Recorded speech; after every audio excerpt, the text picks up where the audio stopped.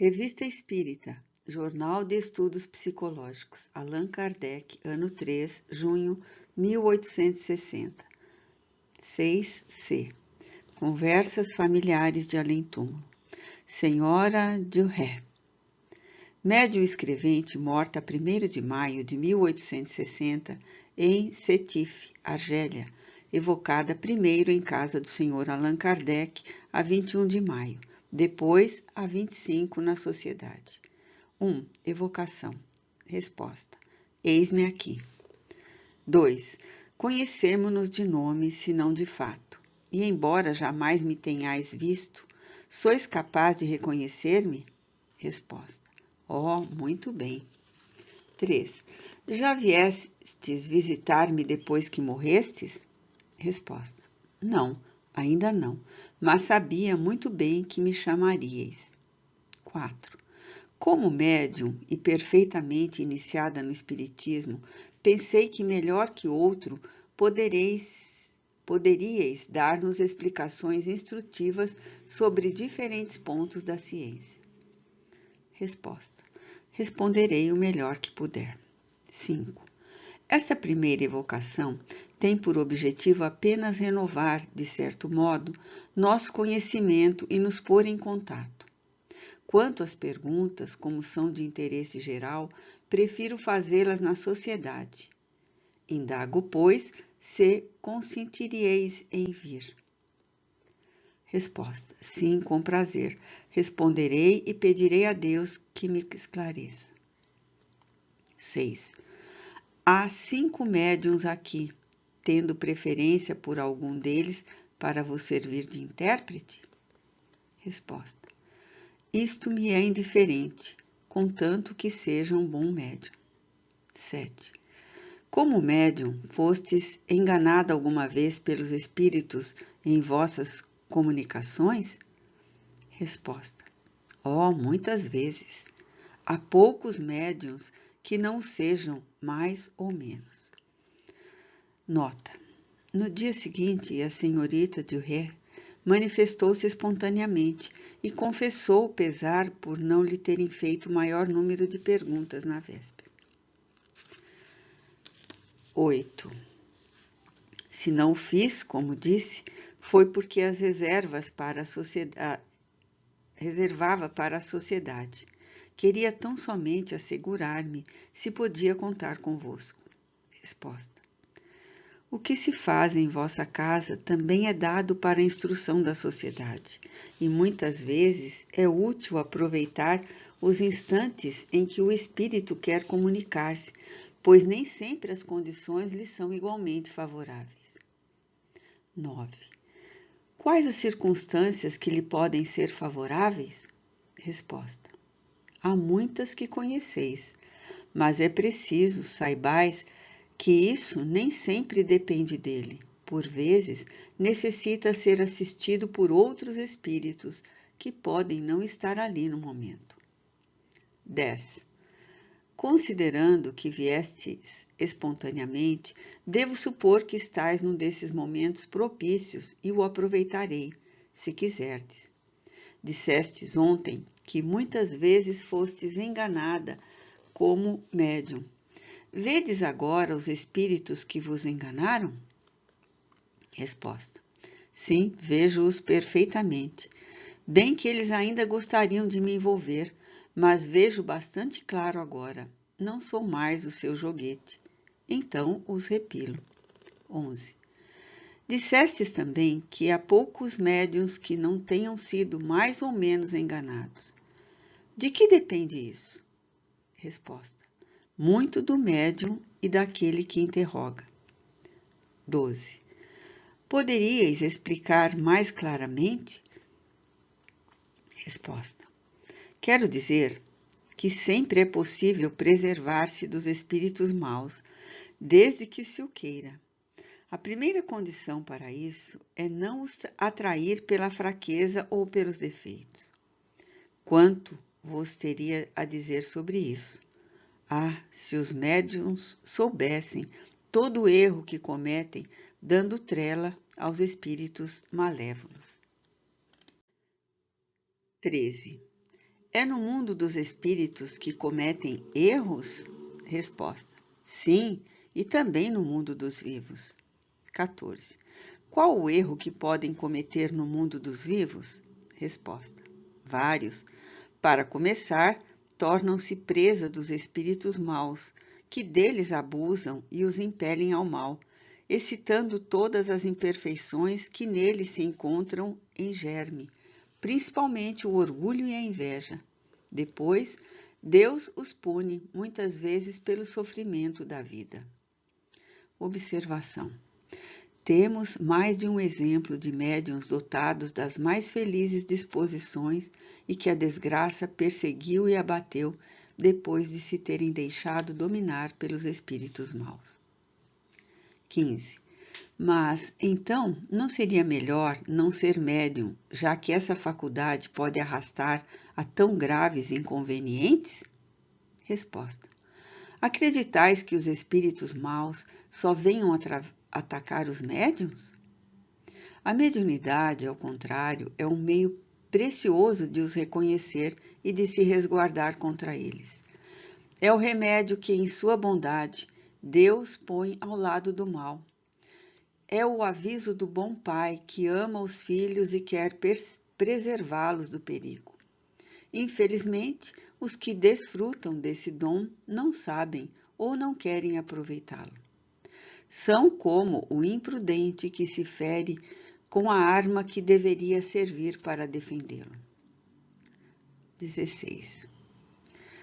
Sois vós mesma, Senhora Diu-ré, que dais as respostas? Resposta.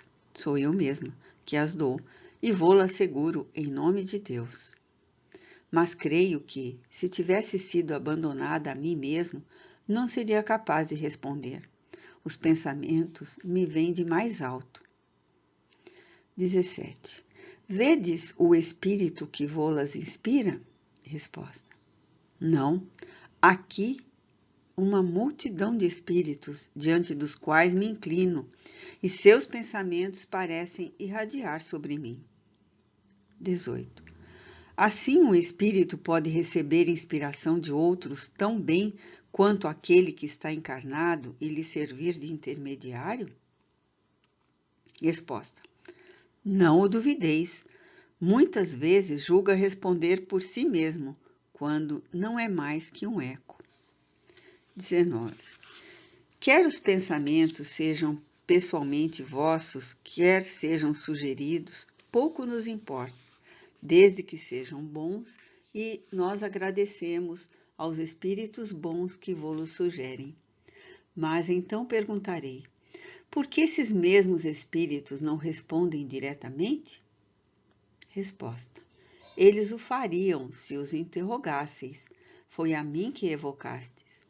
Eles querem responder e então servem-se de mim para minha própria instrução. 20. O espírito que obsediou um médium em vida ainda o obsediará após a morte? Resposta. A morte não liberta o homem da obsessão dos espíritos maus. É a figura dos demônios atormentando as almas penadas. Sim, esses espíritos os perseguem após a morte e lhes causam terríveis sofrimentos, porque o espírito atormentado se sente sob uma constrição de que não se pode desembaraçar.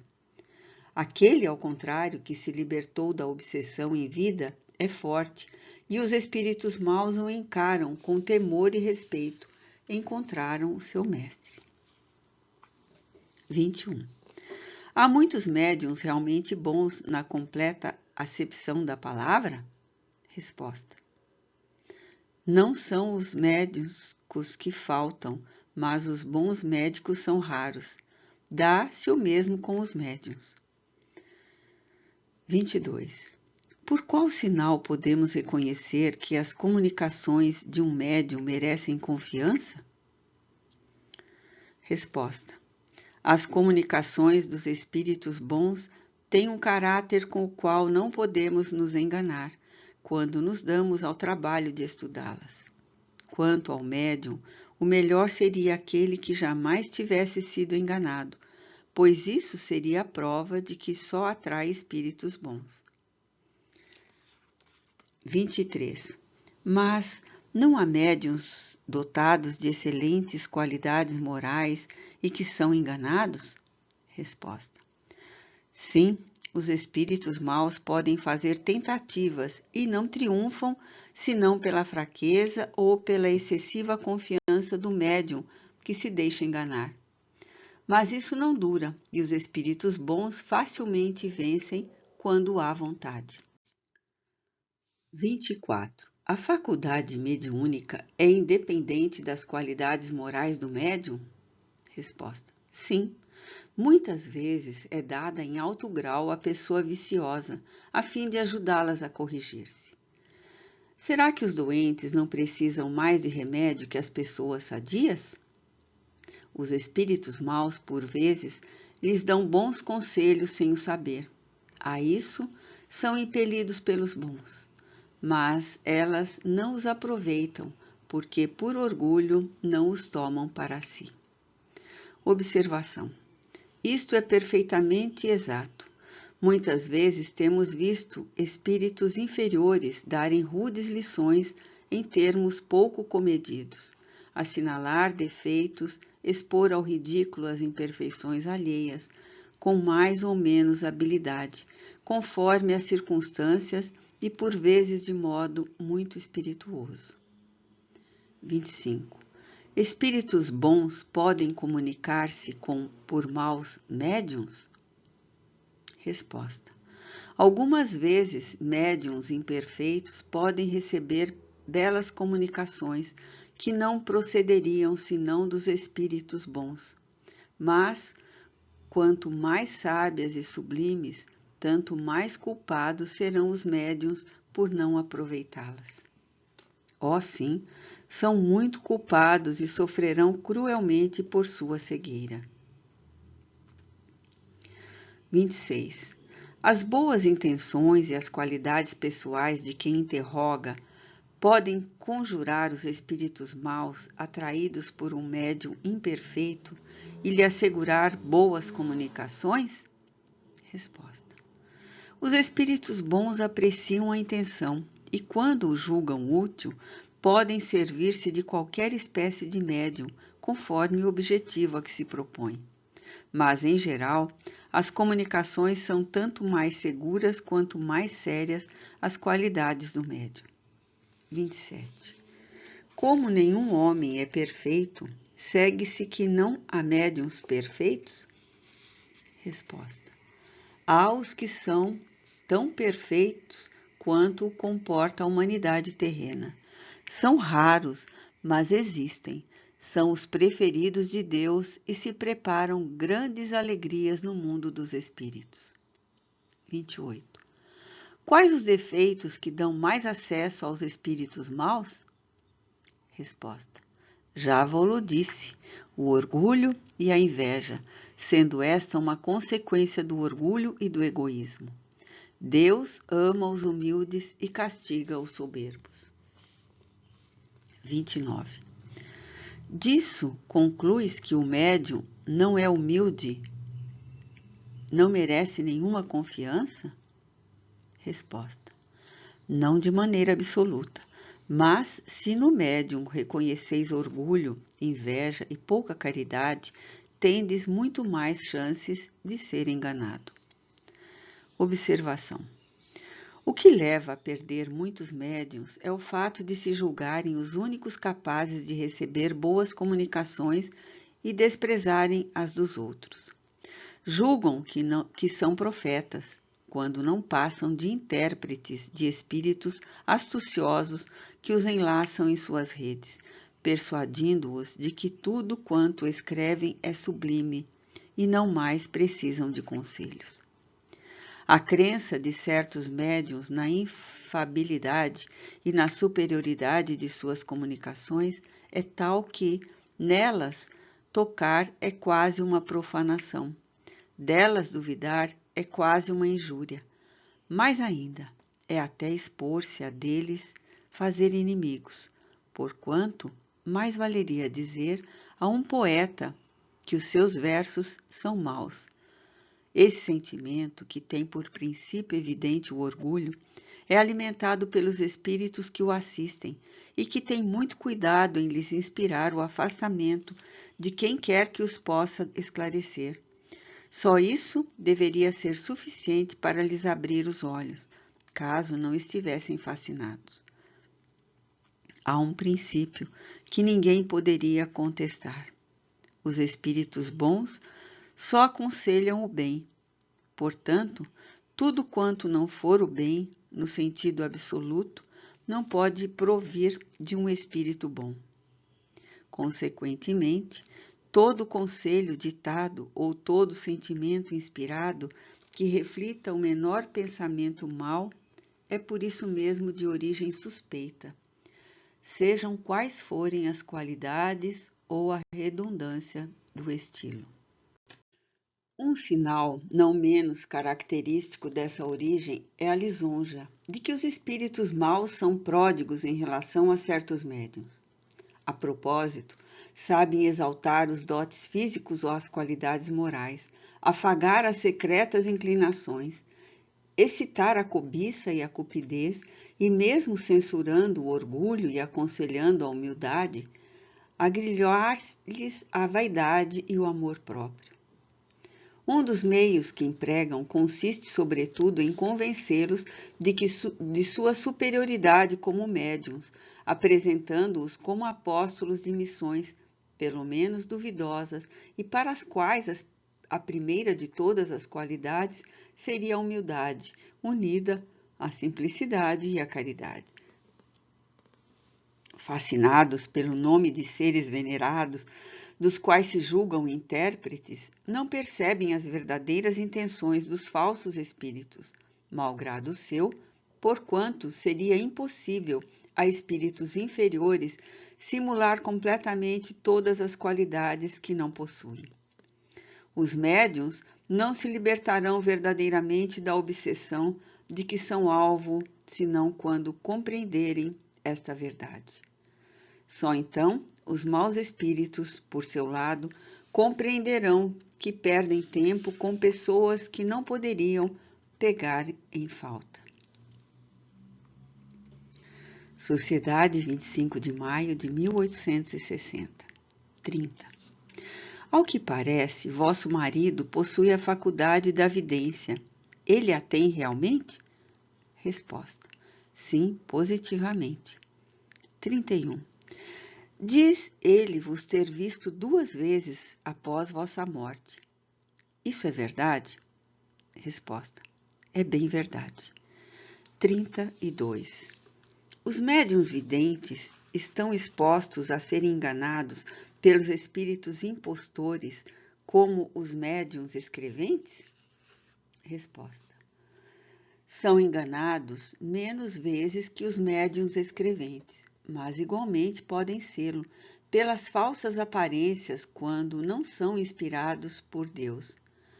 Sob os faraós, ao tempo de Moisés, os falsos profetas não faziam milagres que enganavam o povo? Só Moisés não se enganava, porque era inspirado por Deus. 33. Poderíeis explicar-nos agora vossas sensações ao entrardes no mundo dos espíritos? Além da perturbação mais ou menos longa que sempre acompanha a morte, houve um instante em que vosso espírito perdeu toda a consciência de si mesmo? Resposta: sim, como sempre. Impossível ser de outro modo. 34. Essa perda absoluta de consciência começou antes do instante da morte? Resposta: começou na agonia. 35. Persistiu após a morte? Resposta: por muito pouco tempo. 36. Ao todo, quanto tempo pode ter durado? Resposta: cerca de 15 a 18 de vossas horas. 37. Essa duração é variável conforme os indivíduos? Resposta: certamente. Não é a mesma em todos os homens, depende muito do gênero de morte. 38. Enquanto se consumava o fenômeno da morte, tinhais consciência do que se passava com o corpo? Resposta. Absolutamente. Deus, que é bom para todas as suas criaturas, quer poupar ao espírito as angústias desse momento.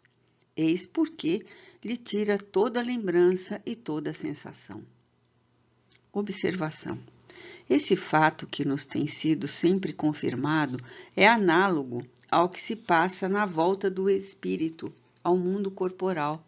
Sabe-se que, desde o instante da concepção, o espírito designado para habitar o corpo, que deve nascer, é tomado por uma perturbação que vai crescendo à medida que os laços fluídicos que o unem à matéria se apertam até as proximidades do nascimento. Nesse momento, perde igualmente toda a consciência de si mesmo e só começa a recobrar as ideias no momento em que a criança respira. Somente então a união entre o espírito e o corpo é completa e definitiva. 39.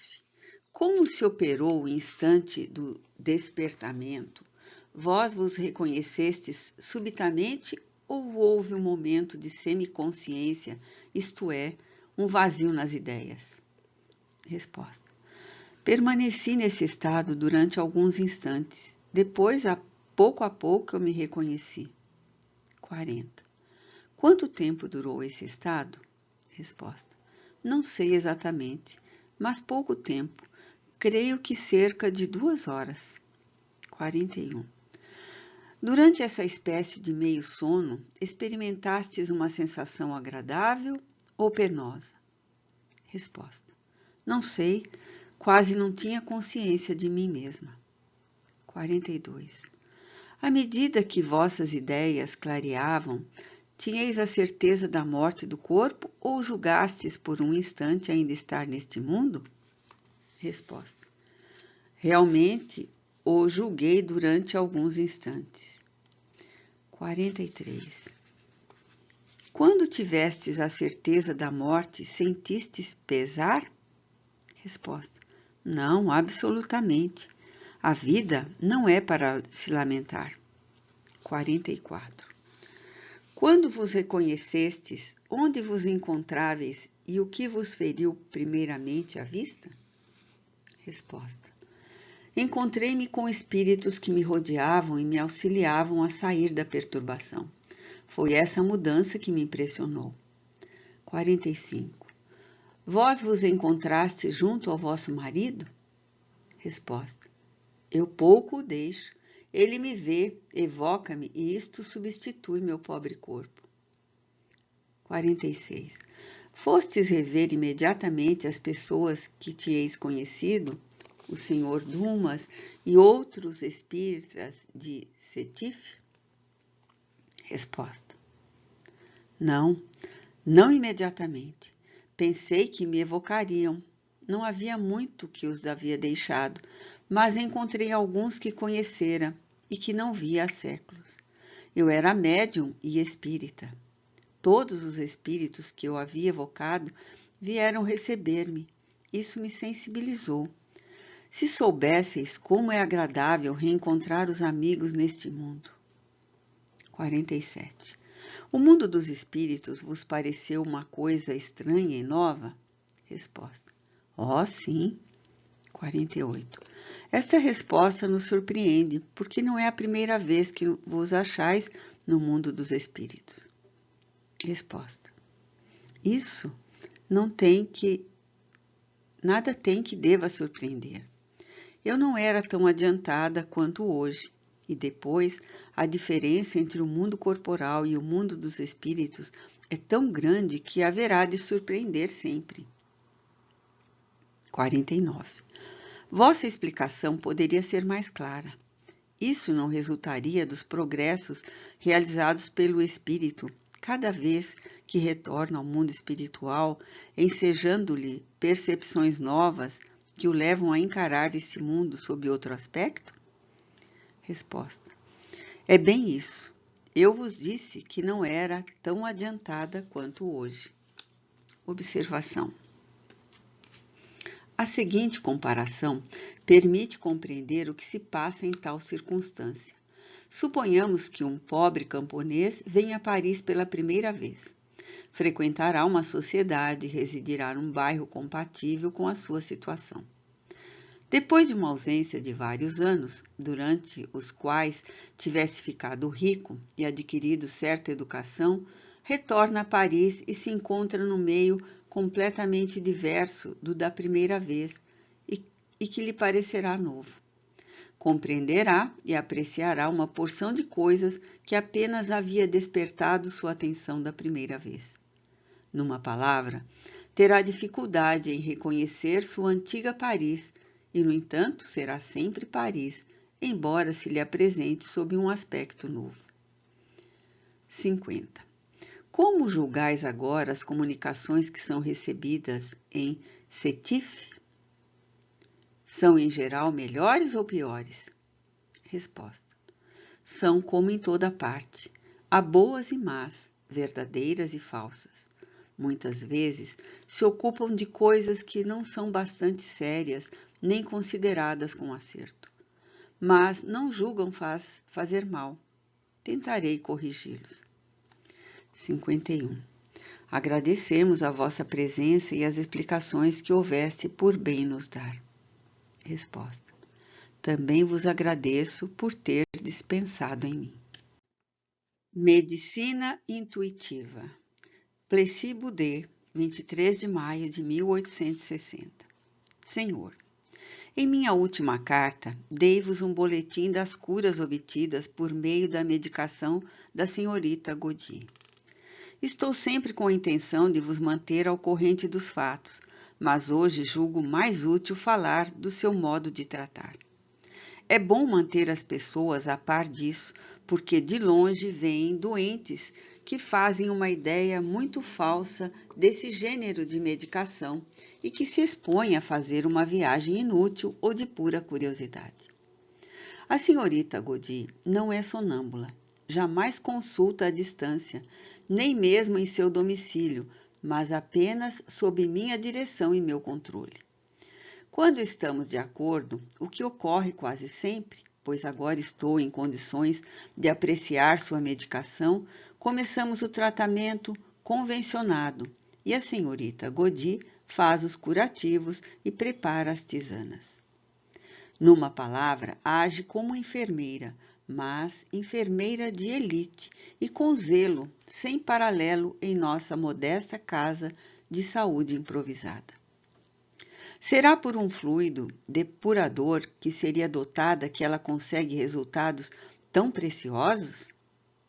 Será por uma pertinácia na aplicação dos curativos ou pela confiança que inspira? Será, enfim, por um sistema de medicação bem concebido e bem dirigido que ela obtém sucesso? Tais as 3 perguntas que muitas vezes me faço. No momento, não quero entrar na primeira questão, porque exige um estudo aprofundado e uma discussão científica de primeira ordem. Ela virá mais tarde. A respeito da segunda questão, hoje posso resolver afirmativamente, uma vez que a senhorita Godin se acha nas mesmas condições que todos os médicos, enfermeiras ou operadores que sabem levantar o moral de seus doentes e inspirar-lhes uma confiança salutar. Quanto à terceira questão, não hesito mais em resolvê-la afirmativamente. Daqui adquiri a convicção de que a medicação da senhorita Godin constitui todo um sistema muito metódico. Este sistema é simples em sua teoria, mas na prática ao infinito, e é na aplicação que reclama toda a atenção e toda a habilidades possíveis. O profissional mais experiente tem dificuldade em compreender de saída esse mecanismo e essa série de modificações incessantes em razão do progresso ou do declínio da doença. Fica ofuscado e pouco compreende, mas com o tempo dá-se conta facilmente dessa medicação e dos seus efeitos. Seria longo demais enumerar em detalhes e carrente-cálamo, nota explicativa 31, do latim ao correr da pena, de maneira espontânea. Todo um sistema médico novo para nós, embora por certo muito antigo em relação à idade dos homens em nosso planeta. Eis as bases sobre as quais repousa o sistema, que raramente sai da medicina revulsiva. Nota explicativa 32. Revulsão. Irritação local causada pela utilização de medicamento específico, com o fim de fazer cessar um estado congestivo ou inflamatório existente em outra parte do corpo. Na maioria dos casos, a senhorita Godi aplica um tópico extrativo composto de uma ou duas matérias encontradas em toda parte, na choupana como no castelo. Esse tópico tem uma ação de tal modo enérgica que se obtém efeitos incomparavelmente superiores a todos os nossos revulsivos conhecidos, sem excetuar o cautério atual e as moxas. Nota explicativa 33. Nota do tradutor. Bastonete de artemisia que, queimado em contato com a pele de certas regiões do corpo, produz efeito comparável ao da acupuntura. Às vezes, ela se limita à aplicação de vesicatórios, quando um efeito mais enérgico não é indispensável. A habilidade consiste em proporcionar o remédio ao mal, em manter uma supuração constante e variada. E eis o que ela obtém com um unguento tão simples que não se pode classificar no número dos medicamentos. Pode ser assimilado aos ceratos simples e mesmo aos cataplasmas. Entretanto, tal unguento produz efeitos duráveis e muito variados. Aqui são calcários que aparecem sobre o emplastro. Nos hidrópicos é água. Nas pessoas com humores é uma supuração abundante, ora clara, ora espessa. Enfim, os efeitos de seu unguento variam ao infinito, por uma causa que ainda não aprendi e que, aliás, deve entrar no estudo da primeira questão. Isto quanto ao exterior. Mais tarde, dir-vos-ei uma palavra sobre a medicação interna, que compreendo facilmente. Não se deve pensar que o mal seja tirado qual se fora um passe de mágica. Como sempre, são precisos tempo e perseverança para curar radicalmente as doenças rebeldes. Aceitai, etc. Morreri.